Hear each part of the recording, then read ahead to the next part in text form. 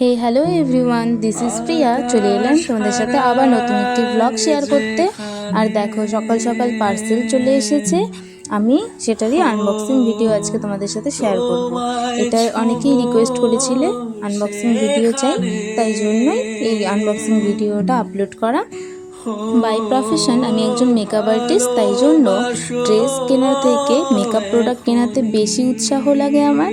আর কিনতেও বেশ ভালো লাগে, অল্প অল্প করে টাকা জমিয়ে নিজের পছন্দের প্রোডাক্ট, পছন্দের ব্র্যান্ডের জিনিসপত্র কেনা সব আর্টিস্টেরই স্বপ্ন।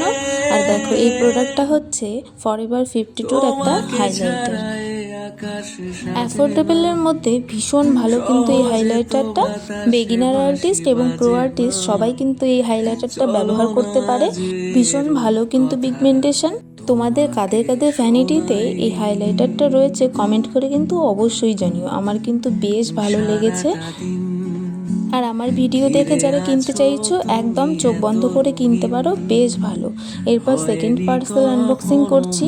আর এটার জন্য আমি কিন্তু ভীষণ এক্সাইটেড ছিলাম, কারণ প্যাকেজিংটা এত ভালো এসেছে। আমি অনেক দিন ধরে ভাবছি সব আর্টিস্টদের নাইকা থেকে কি সুন্দর বক্সে করে পাঠায়, তবে আমার ক্ষেত্রে সেটা কখনোই হয়নি।